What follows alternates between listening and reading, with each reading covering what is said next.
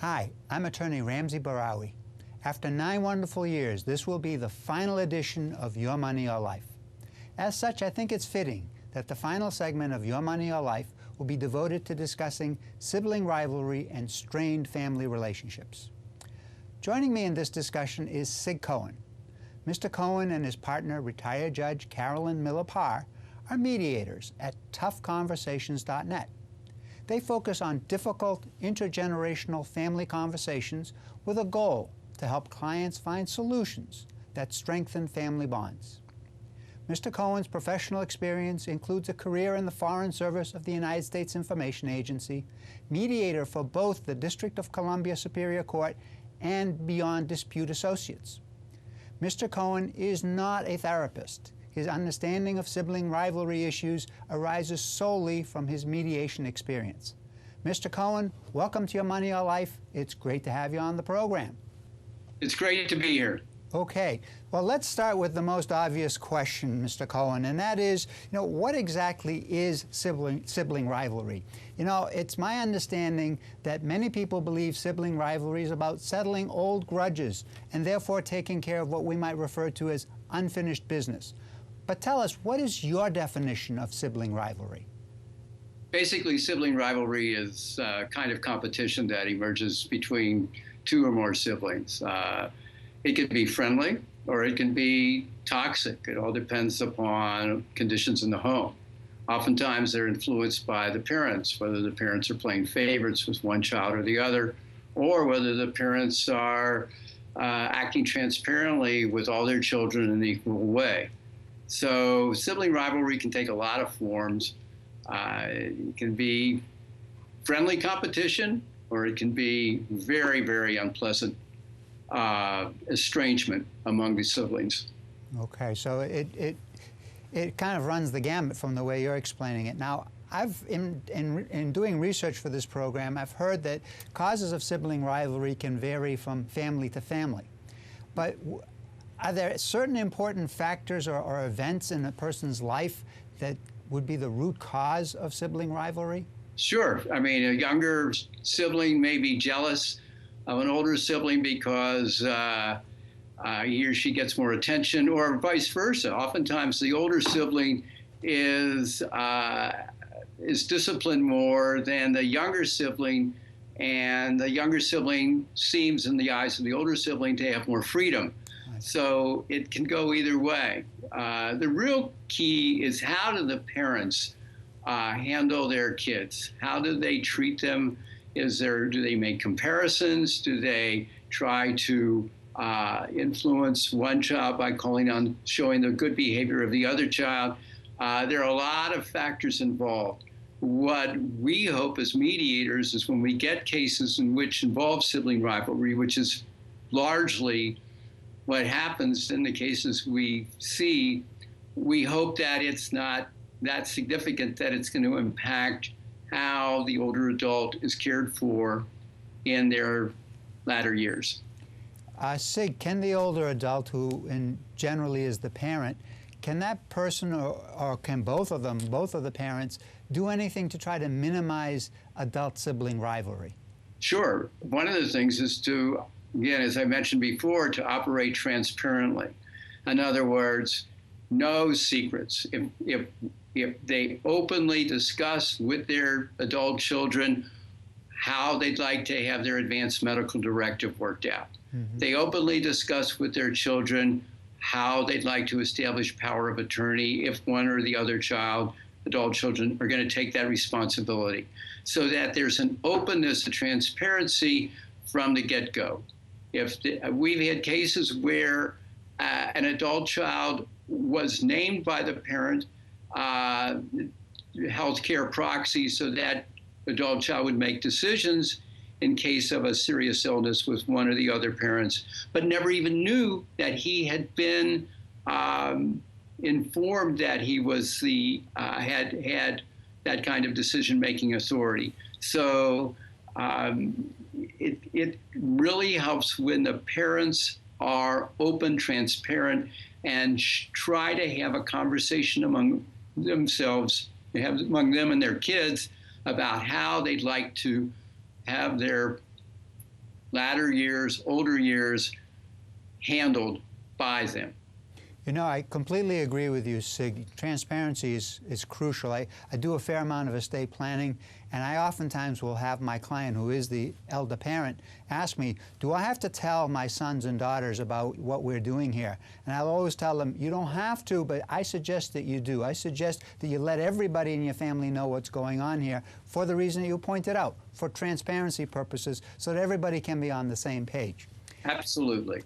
Now, I have, in fact, I just made a trip out to San Diego to see our son, and our daughter is going to visit here next week. And I have, before I gave them flash drives with all the information about us in those flash drives, and I've now prepared loose leaf notebooks for each of them so that when they come, I'm going to go over page by page all of our advanced medical directives, where our accounts are, not necessarily how much is in those accounts, but certainly they're going to know where the accounts are, whom to contact, et cetera, in case of an emergency.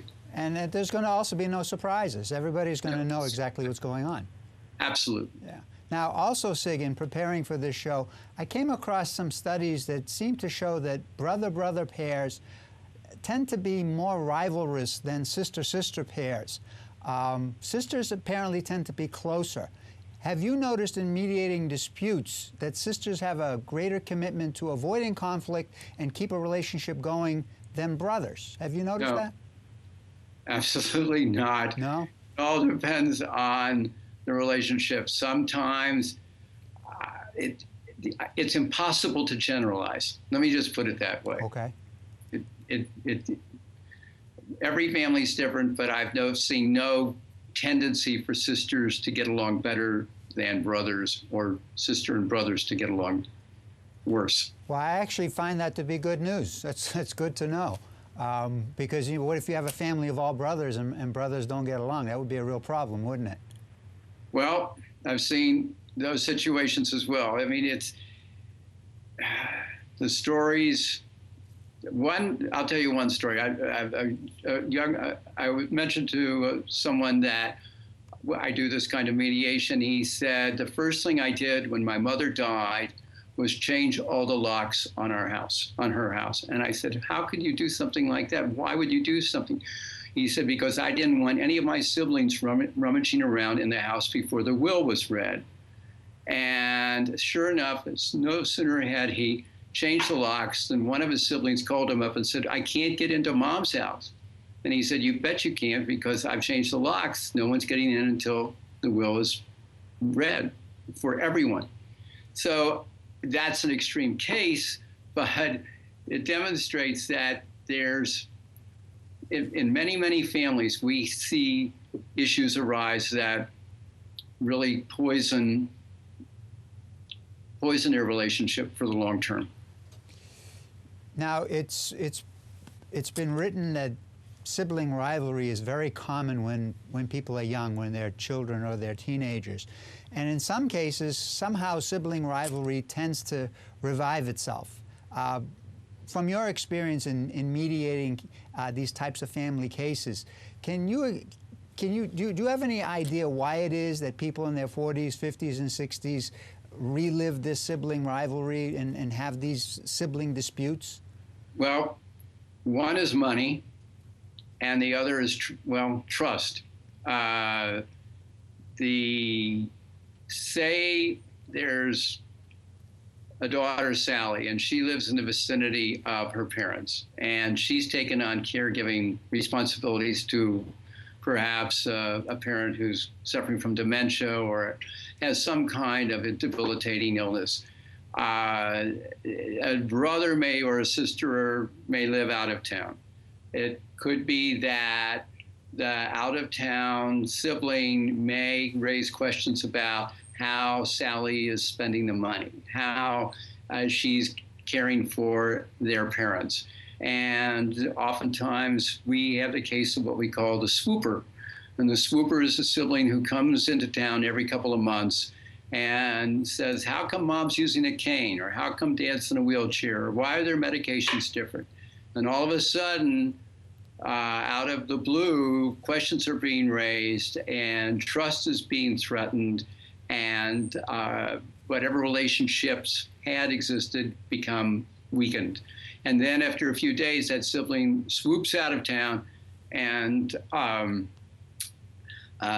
leaves behind some chaos and ill will. Well, that's a real problem, because not only is there a trust issue between the two siblings, but now there's also a potential trust issue between the elder parent and the one sibling who's helping the elder parent, right? Right. And so what we hope will happen is that the parents will discuss with both kids or all the kids how they would like to be cared for. Too often that conversation doesn't take place, and it leads to distrust and toxicity among the siblings. We've seen this in a number of cases, and it's just so regrettable. And in our view, it could have been avoided had those kinds of conversations taken place earlier. Is there anything that you can do as a mediator in order to try to deal with sibling distrust and, as you put it, toxicity? Well, we hope that if we get a case where there is that kind of situation, I'd like to think of trying to reach a destination. The destination being the well-being and the care of the older adult parents, and think of trying to reach this destination in a damaged car. And you hope that this damaged car will make it to the destination. You hope that despite the relationships that may have been wounded or injured for whatever reason over the years, can improve sufficiently enough that they can work out a kind of modus or a kind of understanding that they will take care of their kids. There's a big difference between conflict management and conflict resolution. We like to think of ourselves, mediators like to think of themselves as trying to resolve conflicts. But oftentimes in elder mediation, it's a matter of managing the conflict among the siblings so that that destination, making sure that the older adult parents are taken care of, that destination can be reached. You know, Sig, I think the distinction that you raised between conflict management and conflict resolution is a very important one. And I agree with you. It's critical to at least be able to manage the conflict if you can't resolve the conflict. So I completely agree with you. If a family agrees to mediate with you, and we want the viewers to understand that mediation is an agreeable process. Everyone has to agree to mediation. Do you have any guidelines that require siblings to be either emotionally or temperamentally ready to put aside any of the sibling rivalry issues that they may have? Well, the key word is willing. Are they willing to sit down at the same table? And they may not be. Or are they willing to, maybe by telephone or by Skype or by some other technology, discuss together the issues that have disrupted the relationship? So our training and our best practices is to, first of all, find out whether the siblings are willing to mediate. And oftentimes we'll get a call from one sibling saying, describing the situation. I say, well, what about your brother? What about your sister? Do you think they'll mediate? Well, I don't know. I'm not sure whether they'll do that. So do you want to give them a ring, or shall we give them a ring? Well, why don't you call them up? So we call up the other sibling to find out whether they're willing to just entertain the idea of mediating. If they agree to mediate, then what we do is, and after working out the financial arrangements, we do an intake with both of them. And we try bilaterally, one-on-one, usually by phone, to get their picture of the situation so that before we meet together, we have, Carol Parr and I, have an understanding of how they see the situation. They may be miles apart, or they may be very, very close. We don't know. But we want to hear from them how they see the situation before we actually meet together. Okay, other than a phone call, do you have any other processes, Sig, in place, like maybe a questionnaire or some other process for trying to determine whether or not the individual members of a family, rather, are prepared to mediate? Well, we tried it. In one case, we tried a questionnaire, and it didn't work because not everybody agreed to complete it. So that case was more a form of conflict management and conflict resolution because not all the siblings would agree to meet. So what we tried to do was talk with the siblings and with the parents to see how they could bring greater transparency into their relationship. Really, the key thing is to listen very closely to what the siblings and the parents, because we want, as much as possible, we want the parents to be included. Elder mediation must be as inclusive as possible. And if the parents have the capacity to participate, that's all for the better. Sometimes the parents have to be represented by a guardian ad litem or by some other kind of surrogate, but it's critical that everybody be involved. You can't have an elder mediation with a sibling sitting it out. You've got to have everybody present. Well, let me follow up on what you just said. So let me create a scenario, and then you can tell me how you would handle this. Let's say you've got a mother and a father who are elderly, and they're prepared to mediate, and they're competent to do so. And let's also say that there are 3 children, 3 siblings, and 2 of them are prepared to mediate. One of them says, no, I don't want to mediate this dispute. You've got 4 that are willing to do it, 1 that isn't. What do you do? Excluding one of the parties is a recipe, in my opinion, for disaster. I can't imagine coming up with unless this sibling has disowned his or her family completely and wants nothing to do with them ever. But that's hardly ever the case. To mediate a family case involving an older adult, involving dealing with their care, their well-being, whatever it is, or as well their finances, it's critical that all the parties be present in the process. Now, Sig, you mentioned a situation where, let's say, a sibling is no longer part of the family, so to speak. It's kind of like dropped out of the family. How often do you run into a situation like that? Never have. Okay. All right. Well, that's a quick and easy answer to that one. Now, I saw an article that you wrote, saw it online, and you were talking about triggers. And in that article, you explained how words can convey messages that may risk alienation. Could you talk about those triggers in the context of the types of mediation that you do? Absolutely. That blog started out, it's all in the conversation. Every word counts. Every expression counts. And there are words that trigger positively, and there are some words that trigger negatively. I don't have that blog in front of me, but I know there are words like should, could, and why.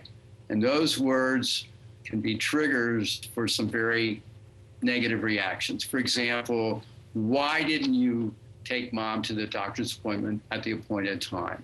Or don't you think you should provide dad with this kind of care? Don't you think you should get an aid in at least a couple of days a week? Those kinds of those kinds of words can evoke a very negative response. And so as mediators, we're super conscious of every word we utter, every expression we show, because anything can spark a negative reaction, has a potential for not torpedoing the mediation, but certainly aggravating the process. Are there any gesticulations, or are there any motions? Is there anything that a person can do non-verbally that is also a trigger? Yeah, the roll of the eyes. That's a great one.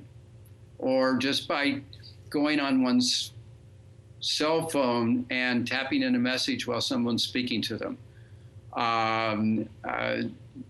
show those are forms of disrespect. Mm-hmm. And words themselves, you can go from, again, I don't have the blog in front of me, but you can go from words that are mildly critical to highly critical. And just the use of those words from mildly critical or just questioning somebody, what are your thoughts about why you did such and such, is very different than why did you take this action. Every word counts, and when we hear somebody express a negative perspective about the other party, then our job is to reframe it in a way that is not as offensive. You know, Sig, one of the comments that I've heard in my law office, and this has oftentimes been from a son or a daughter, and they're talking about a sibling, and that is, you know, my brother or sister never helps. My brother or sister never does anything for mom and dad. Are these triggers? Absolutely. Because first of all, the word never is a trigger, and I am sure that the other sibling sees it differently. So the critical thing then is to reframe it and ask, what gives you, why are you looking at it this way? What kinds of examples can you give that demonstrate your siblings' disregard for your parents? Try to reframe words so they don't trigger negative reactions. It's hard to give examples, but when you condemn somebody by saying you never do something, it's very hard to pull that back unless you're willing to almost even apologize for making that kind of negative remark. And another thing that I've heard in my office, and again, it's usually a son or a daughter talking about their sibling, and that is, you know, I go out of my way to help out mom and dad. I go out of my way to make sure that they're comfortable, and yet my brother and sister only shows up when they want something. Trigger? Trigger. So what we try and do when there are situations like that, when the caregiving sibling feels as if the other siblings are not pitching in sufficiently, is then we try to work out some kind of understanding, even a memorandum of understanding, which tries to regularize the contact with the non-caregiving sibling. So first of all, in that process of mediation, we want to identify what the issue is. For example, is in getting all the siblings to engage in a mutually acceptable way. Is that the issue? And if that's the issue, that to try to find a mutually acceptable way for all the siblings to engage one way or the other with the parents' well-being, then the next thing is to try to resolve that and identify how they can correct that situation. And then the third step is to see how they can collaborate in actually making that happen. So it's identifying the issue, trying to find some kind of solution to that issue, and then hopefully finding a way that they can collaborate in actually carrying out that understanding. Okay, well, let's talk for a moment about the elder's best interests. Caregiving, by definition, generally requires making sure another person's best interests are satisfied. Right. So in a caregiving scenario, is there a magic bullet that helps siblings to shift the focus from themselves to the best interests of their parents? Right. What we like to do is say that mediation is future focused. That means that there's nothing really we can do about what's gone on in the past. If they'd like to address that issue, then really they need some kind of therapy or counseling, but that's not our job. And as you mentioned, neither Carolyn Parr nor I are therapists. So what we try to do is say, okay, and it's called, for lack of a better word, it's a workaround. So your issues are, you've got issues probably stemming from your childhood, trust issues, jealousy issues, heaven knows what. But how can we get the focus now on your mom and dad? One of them might have a terminal illness. One of them may be confined to a wheelchair. how can we get your focus away from the issues that have from here to the end poisoned your relationship and move forward and look at how you can collaborate in terms of improving how your parents are cared for. Well, Sig, what I'm hearing as I listen to you speak is that your goal as a mediator is to help the siblings figure out what their common interests are so they can work together to find solutions. Am I hearing you correctly? Yeah. It's called interest-based mediation, and so the first thing we ask people, we're not interested in their positions. It's pretty well understood what their positions are. So most mediators that I know, whom I know, want to identify what their interests are. And if we can find a commonality of interest, particularly in terms of the older adult parents who may need care of one kind or another, then from there we go and see how they can merge their interests in a way that they can from there then move toward collaborating, working more productively together. Sig, if our viewers want to contact you, how can they reach you? Our website is www.toughconversations.net. We're based in Washington, D.C. We are happy to work with families in the greater Washington area. Number is 202-544-5675. But all that information is on our website. Carolyn Parr and I blog twice monthly on these concerns. And we'd be happy to talk with most anyone about these kinds of issues. We welcome it. Okay, Sig, that's a great place for us to stop. Many sibling relationships are fraught with conflict. Brothers and sisters will fight, bicker, and compete. Although different personalities and ages can play a role in sibling rivalry, more often than not, siblings see themselves as rivals competing for family resources, parental attention, and in some cases, to correct perceived slights. Unfortunately, sibling rivalry can grow and persist right into adulthood. Naturally, once this rivalry hits adulthood, resolving disputes becomes more challenging. I've seen how my clients' pain, hurt, and jealousy evolved into resentment towards the other sibling. I've also seen how in adulthood this resentment can escalate into a vindictive, competitive relationship. Today we learned that as parents age, sibling rivalry issues often resurface as siblings can't agree on mom or dad's care. Mr. Cohen talked about the swooper, a sibling who swoops into town and questions the activity of the sibling who is in some way assisting mom and dad, whether as a caregiver or helping mom and dad with housing decisions, medical decisions, lifestyle issues, and or estate planning. The swooper will then swoop right back out of town, leaving a mess in the swooper's wake. As a mediator of disputes involving elder parents, Mr. Cohen realizes there is no magic bullet. There are no miracles. His goal is to shift the focus from the individual to the family unit. In other words, downplay unresolved jealousies and long-standing distrust while instead focusing on the pressing concerns of the aging parents. I can tell you from my experience as an elder law attorney that once the parents pass away, fixing sibling rivalry becomes an even more daunting task. As a matter of fact, many times families will break apart because siblings are unable to work out their differences. Sadly, this can lead to siblings having no contact with one another at all. In closing, thanks to my guest, Sig Cohen of touchconversations.net for his participation on this program. Sig, thank you. It's been a pleasure. Thank you very much for giving me this opportunity. You're quite welcome. And as this is the final segment of Your Money, Your Life, I want to take this opportunity to say I've enjoyed hosting and producing this program.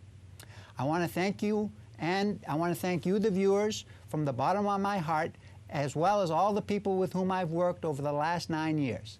It's been a lot of fun. Until we meet again, my name is Ramsey Barawi.